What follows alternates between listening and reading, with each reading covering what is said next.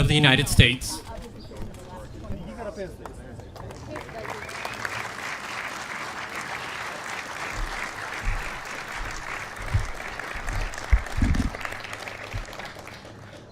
Good afternoon. Secretary Mnuchin, Secretary Ross, EPA Administrator Scott Pruitt, members of Congress, distinguished guests, on behalf of the First Family, welcome to the White House.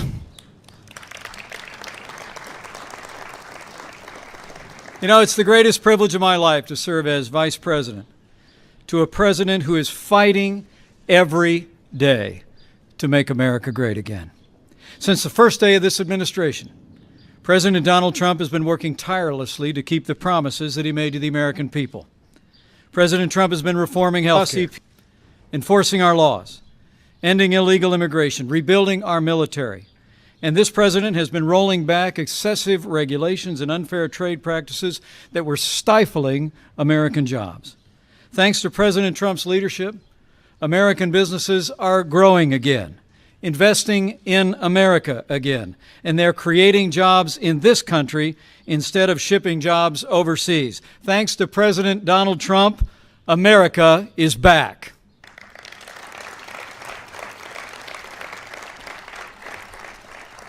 And just last week, we all witnessed the bold leadership of an American president on the world stage, putting America first. From the Middle East to Europe, as leader of the free world, President Trump reaffirmed historic alliances, forged new relationships, and called on the wider world to confront the threat of terrorism in new and renewed ways. And by the action the President will announce today, the American people and the wider world will see once again. Our President is choosing to put American jobs and American consumers first. Our President is choosing to put American energy and American industry first. And by his action today, President Donald Trump is choosing to put the forgotten men and women of America first. So with gratitude for his leadership and admiration for his unwavering commitment to the American people, it is now my high honor and distinct privilege to introduce to all of you the President of the United States of America, President Donald Trump.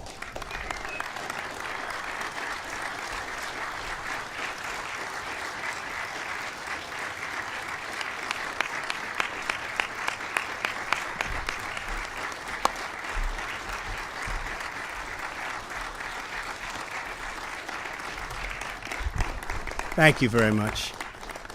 Thank you. I would like to begin by addressing the terrorist attack in Manila.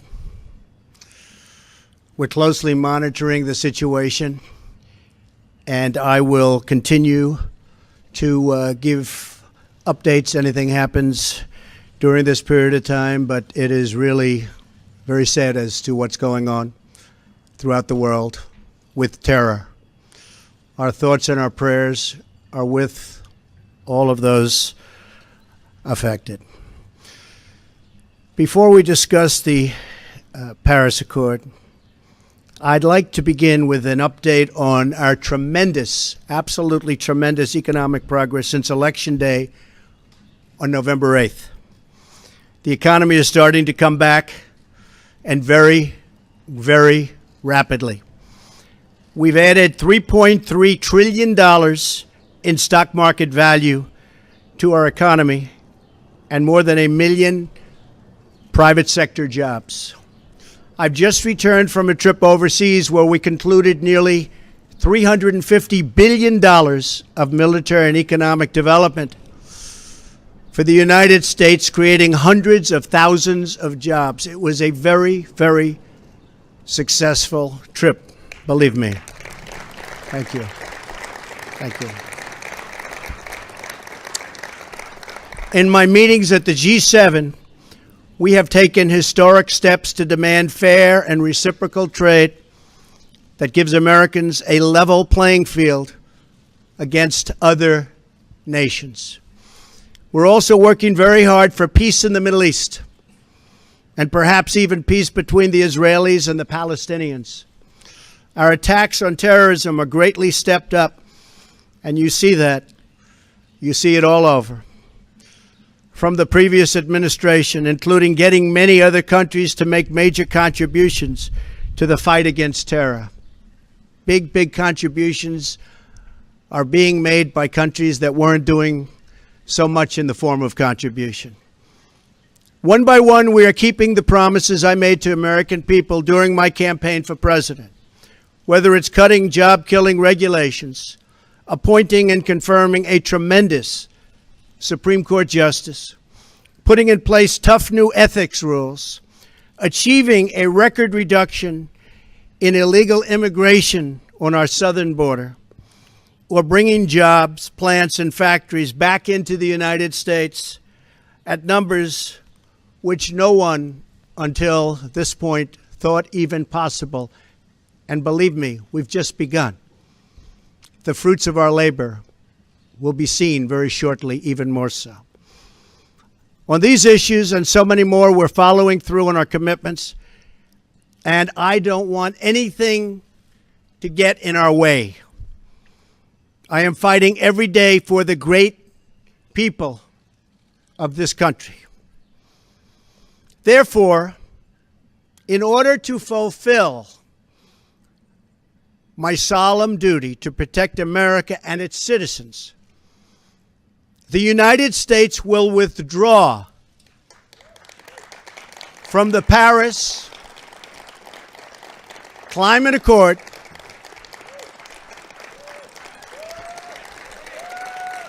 Thank you.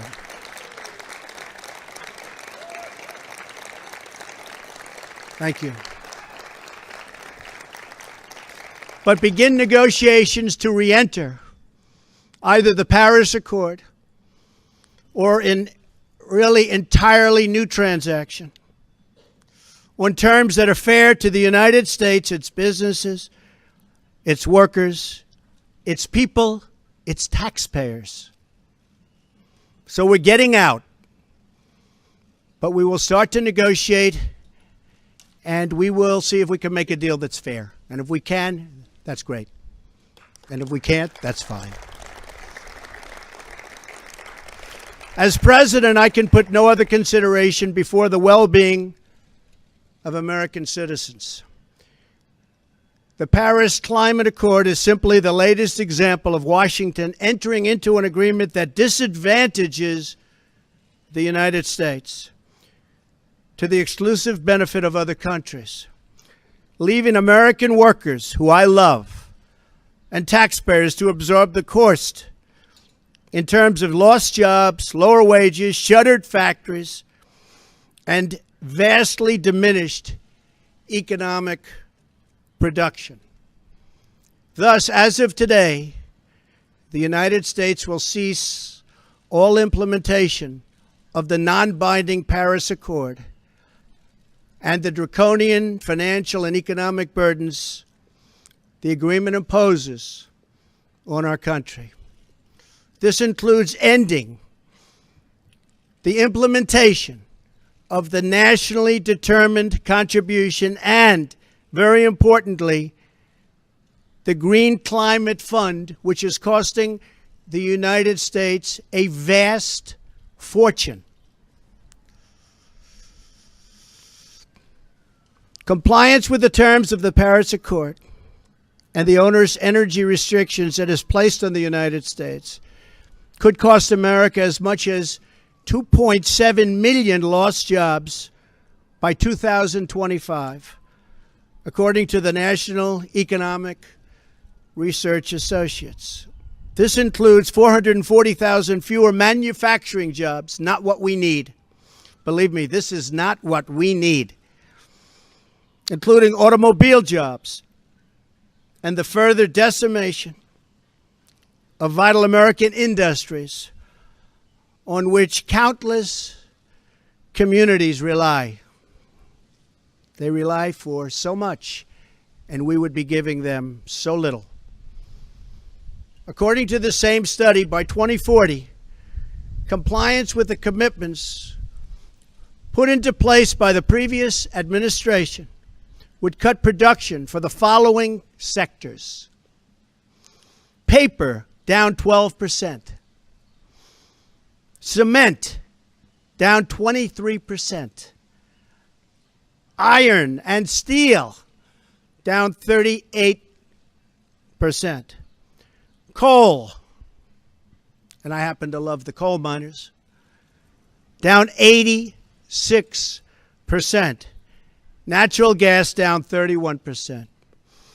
The cost to the economy at this time would be close to $3 trillion in lost GDP and 6.5 million industrial jobs, while households would have $7,000 less income, and in many cases, much worse than that.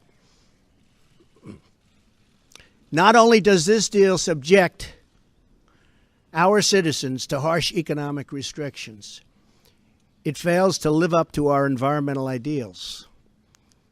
As someone who cares deeply about the environment, which I do, I cannot in good conscience support a deal that punishes the United States, which is what it does. The world's leader in environmental protection, while imposing no meaningful obligations on the world's leading polluters. For example, under the agreement, China will be able to increase these emissions by a staggering number of years, 13. They can do whatever they want for 13 years, not us. India makes its participation contingent on receiving billions and billions and billions of dollars in foreign aid from developed countries. There are many other examples, but the bottom line is that the Paris Accord is very unfair at the highest level to the United States. Further, while the current agreement effectively blocks the development of clean coal in America, which it does, and the mines are starting to open up. We're having a big opening in 2 weeks. Pennsylvania, Ohio, West Virginia, so many places. A big opening of a brand new mine. It's unheard of. For many, many years, that hasn't happened. They asked me if I'd go. I'm going to try. China will be allowed to build hundreds of additional coal plants. So we can't build the plants, but they can, according to this agreement. India will be allowed to double its coal production by 2020. Think of it. India can double their coal production. We're supposed to get rid of ours. Even Europe is allowed to continue construction of coal plants.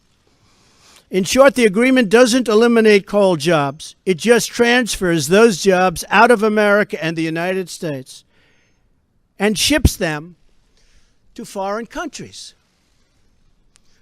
This agreement is less about the climate and more about other countries gaining a financial advantage over the United States. The rest of the world applauded when we signed the Paris Agreement. They went wild. They were so happy. For the simple reason that it put our country, the United States of America, which we all love, at a very, very big economic disadvantage. A cynic would say the obvious reason for economic competitors and their wish to see us remain in the agreement is so that we continue to suffer this self-inflicted major economic wound. We would find it very hard to compete with other countries from other parts of the world. We have among the most abundant energy reserves on the planet, sufficient to lift millions of America's poorest workers out of poverty. Yet under this agreement, we are effectively putting these reserves under lock and key, taking away the great wealth of our nation. It's great wealth. It's phenomenal wealth. Not so long ago, we had no idea we had such wealth. And leaving millions and millions of families trapped in poverty and joblessness. The agreement is a massive redistribution of United States wealth to other countries. At 1% growth, renewable sources of energy can meet some of our domestic demand. But at 3 or 4% growth, which I expect, we need all forms of available American energy, or our country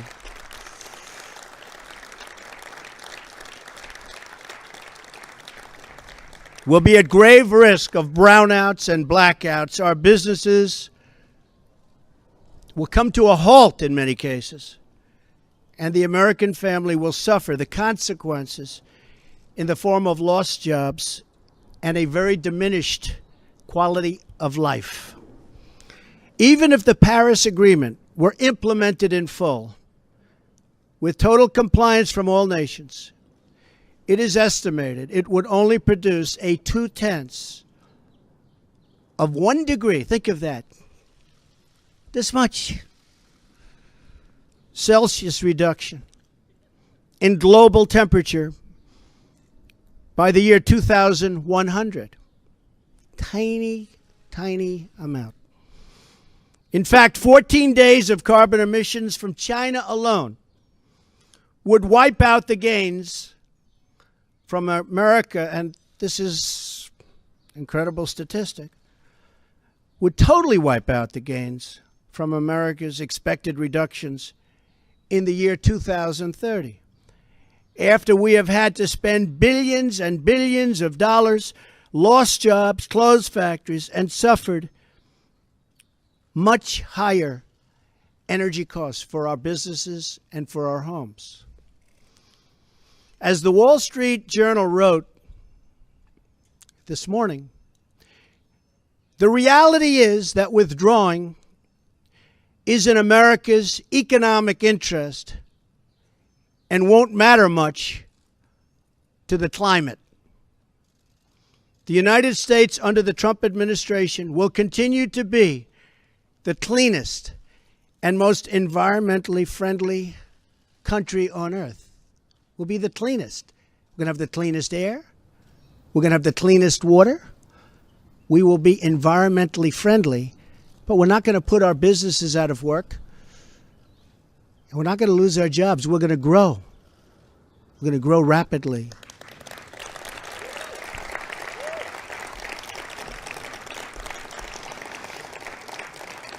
And I think you just read, it just came out minutes ago, the Small Business Report. Small businesses, as of just now, are booming, hiring people, one of the best reports they've seen in many years.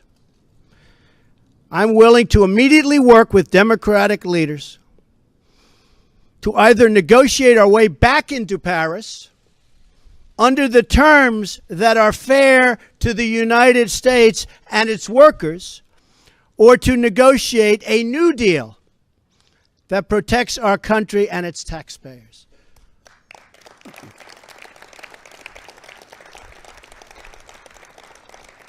So if the obstructionists want to get together with me, let's make them non-obstructionists.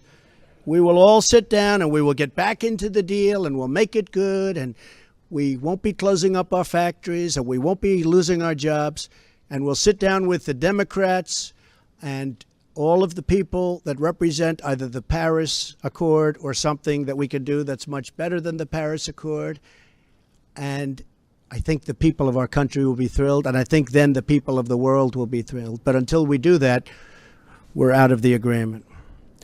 I will work to ensure that America remains the world's leader on environmental issues, but under a framework that is fair and where the burdens and responsibilities are equally shared among the many nations all around the world.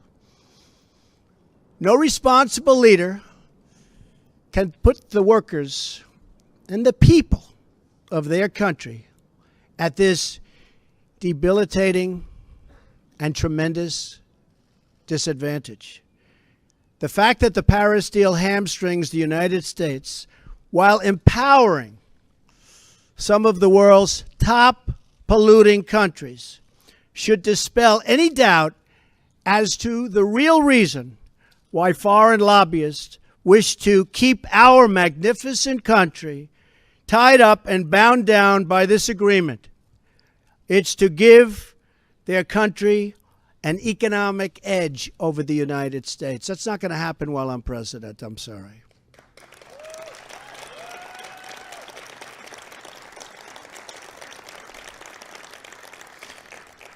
My job as president is to do everything within my power to give America a level playing field and to create the economic, regulatory, and tax structures that make America the most prosperous and productive country on earth, and with the highest standard of living and the highest standard of environmental protection. Our tax bill is moving along in Congress, and I believe it's doing very well. I think a lot of people will be very pleasantly surprised. The Republicans are working very, very hard. We'd love to have support from the Democrats, but we may have to go it alone, but it's going very well. The Paris Agreement handicaps the United States economy in order to win praise from the very foreign capitals and global activists that have long sought to gain wealth at our country's expense. They don't put America first. I do, and I always will.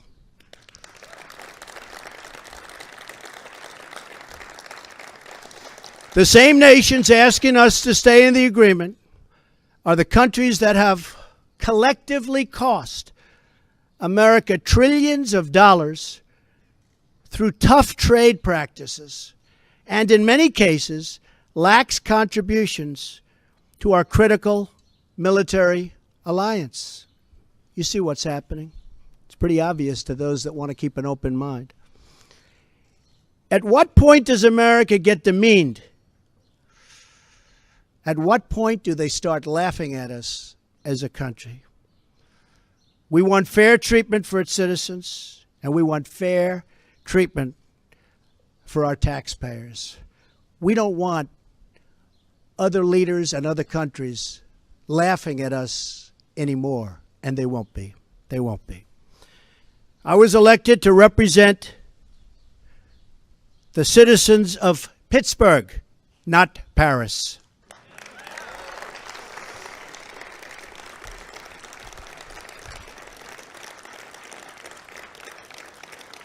I promised I would exit or renegotiate any deal which fails to serve America's interests. Many trade deals will soon be under renegotiation. Very rarely do we have a deal that works for this country, but they'll soon be under renegotiation. The process has begun from day one, but now we're down to business. Beyond the severe energy restrictions inflicted by the Paris Accord, it includes yet another scheme to redistribute wealth out of the United States through the so-called Green Climate Fund, nice name, which calls for developed countries to send $100 billion to developing countries, all on top of America's existing and massive foreign aid payments. So we're going to be paying billions and billions and billions of dollars, and we're already way ahead of anybody else. Many of the other countries haven't spent anything, and many of them will never pay one dime. The Green Fund would likely obligate the United States to commit potentially tens of billions of dollars, of which the United States has already handed over $1 billion. Nobody else is even close. Most of them haven't even paid anything, including funds raided out of America's budget for the war against terrorism. That's where they came. Believe me, they didn't come from me. They came just before I came into office. Not good. And not good the way they took the money. In 2015, the United Nations, departing top climate officials, reportedly described the $100 billion per year as peanuts and stated that the $100 billion is the tail that wags the dog. In 2015, the Green Climate Fund's executive director reportedly stated that estimated funding needed would increase to $450 billion per year after 2020, and nobody even knows where the money is going to. Nobody's been able to say, where is it going to? Of course, the world's top polluters have no affirmative obligations under the Green Fund, which we terminate. America is $20 trillion in debt.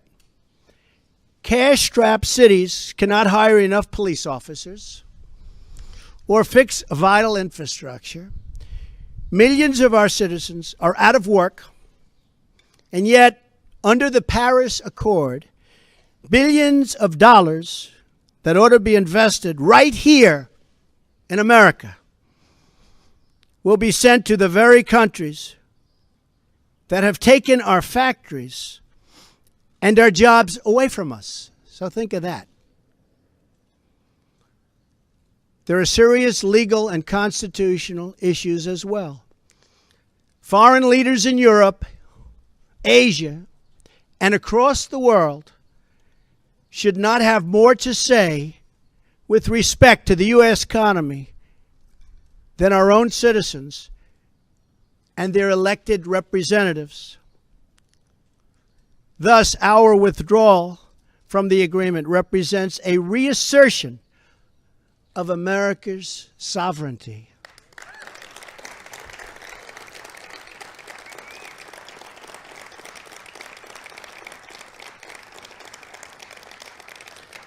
Our Constitution is unique among all nations of the world, and it is my highest obligation and greatest honor to protect it, and I will. Staying in the agreement could also pose serious obstacles for the United States as we begin the process of unlocking the restrictions on America's abundant energy reserves, which we have started very strongly. It would once have been unthinkable that an international agreement could prevent the United States from conducting its own domestic economic affairs. But this is the new reality we face if we do not leave the agreement or if we do not negotiate a far better deal. The risks grow as historically these agreements only tend to become more and more ambitious over time. In other words, the Paris framework is just a starting point, as bad as it is, not an end point. And exiting the agreement protects the United States from future intrusions on the United States' sovereignty and massive future legal liability. Believe me, we have massive legal liability if we stay in. As president, I have one obligation, and that obligation is to the American people. The Paris Accord would undermine our economy, hamstring our workers, weaken our sovereignty, impose unacceptable legal risk, and put us at a permanent disadvantage to the other countries of the world. It is time to exit the Paris Accord.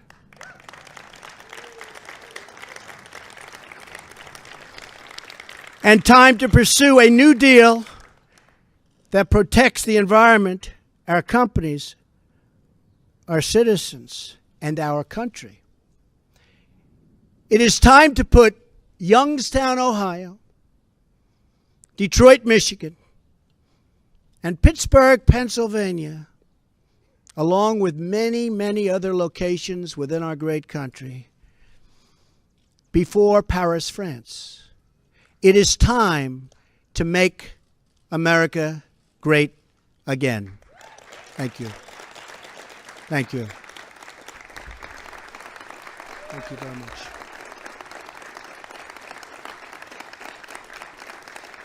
Thank you. Thank you very much.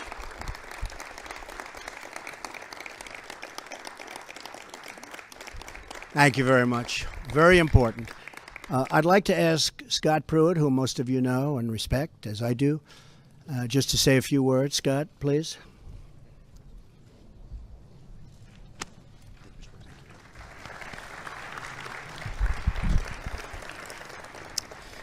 Thank you, Mr. President.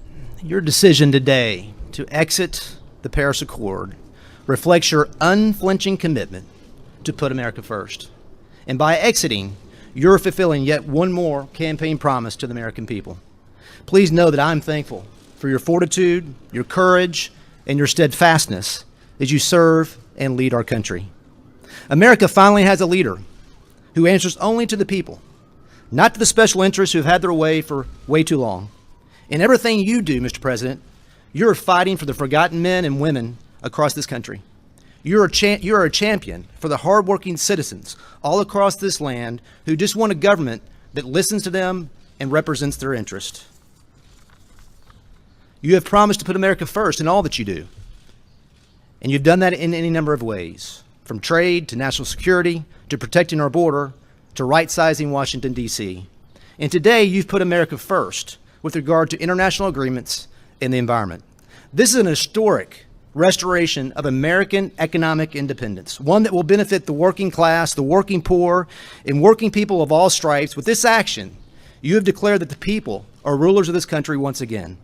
And it should be noted that we as a nation do it better than anyone in the world in striking the balance between growing our economy, growing jobs, while also being a good steward of our environment. We owe no apologies to other nations for our environmental stewardship. After all, before the Paris Accord was ever signed, America had reduced its CO2 footprint to levels from the early 1990s. In fact, between the years 2000 and 2014, the United States reduced its carbon emissions by 18+%. And this was accomplished not through government mandate, but accomplished through innovation and technology of the American private sector. For that reason, Mr. President, you have corrected a view that was paramount in Paris, that somehow the United States should penalize its own economy, be apologetic, lead with our chin, while the rest of the world does little. Other nations talk a good game. We lead with action, not words.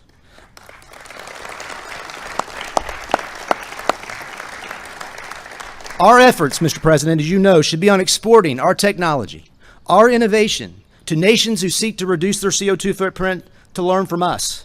That should be our focus, versus agreeing to unachievable targets that harm our economy and the American people.